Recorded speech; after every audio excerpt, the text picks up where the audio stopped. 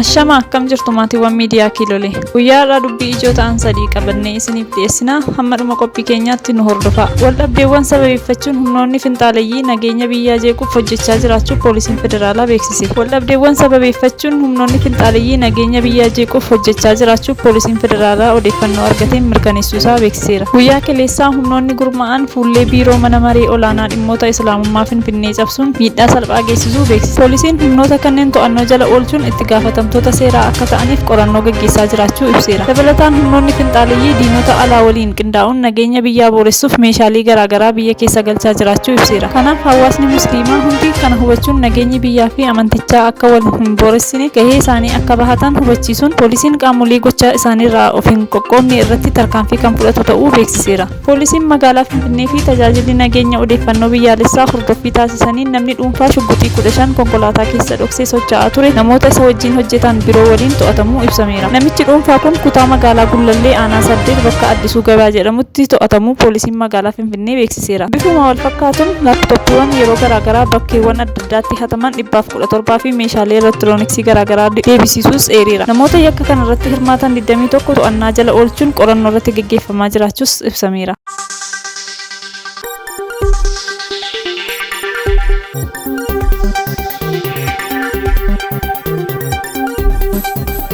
Dabalataan biyyattiitti tarkaanfiin olaantummaa seeraa nageenya waaraa fi amansiisaa mirkaneessuuf fudhatamuu cimee itti fufuu waajjirri muummee ministeeraa beeksiseera. Pirees seekreetariin waajjira muummee ministeeraa Billeenee Siyyuum haala yeroo irratti ibsa miidiyaaleef laatan. Ibsa isaaniin tibbana haleellaa garee shororkeessaa shaniin godina Wallagga Lixaa aanaa Gimbii ganda toleetti lammiilee nagaa irratti raawwate balaaleffataniiru. Garicha irratti tarkaanfiin olaantummaa seeraa kabachiisuuf fudhatamaa jiraachuu eeranii tarkaanfiin fudhatamaa jiru dura dhaabbachuu dadhabuun lammiilee nagaa irratti ajjechaa raawwachuu isaanii ibsaniiru. Gareen shororkeessaa kun walitti bu'iinsa waliinii uummata Oromoo fi Amaaraa gidduutti uumuuf itti yaadee walitti bu'iinsaa fi jeequmsa sadarkaa biyyaalessaatti uumuuf kan raawwate ta'uu eeranii. Poolisiin federaalaa gocha haleellaa garichaan raawwatame irratti qorannoo bal'aa gaggeessaa jiraachuus tuqaniiru. Sababa sodaa nageenyaa garichaan uumameen lammiilee rakkoo keessatti kufaniif gargaarsi raabsamaa jiraachuu eeranii garee shororkeessaa shan irratti mootummaa federaalaa fi naannoo Oromiyaatiin tarkaanfii fudhatamu kan itti fufuuf ta'uu dubbataniiru. Walitti bu'iinsa kaaba biyyattiitti uumame karaa nagaan hiikuuf murtaa'uu ibsuun kanaafis koreen marii nageenyaa irratti hirmaatu hundeeffamuu yaadachiisan. Guyyaa haleellaan ajaja kaabaarra ga'ee eegalee mootummaan Itoophiyaa rakkooleen turan karaa nagaa akka furamaniif tattaaffii cimaa taasisaa turuu yaadachiisuun haleellicha boodas walitti bu'iinsi akka dhaabbatuu fi sababa walitti bu'iinsichaan dhiigni akka hin dhangalaaneef gatii hedduu kaffaluu eeraniiru. Gaggeessummaa gamtaa Afrikaan mariin nageenyaa garee adda bilisa baasaa uummata Tigraay waliin taasifamu heera mootummaa fi faayidaa biyyaalessaa haala kabachiiseen akka gaggeeffamu ulaagaaleen taa'uu kaasaniiru. Dhiyeessi deeggarsa namoomaa kaaba biyyattiitti geejjiba lafarraa fi xiyyaaraan taasifamu cimee kan itti fufu ta'uu ibsaniiru.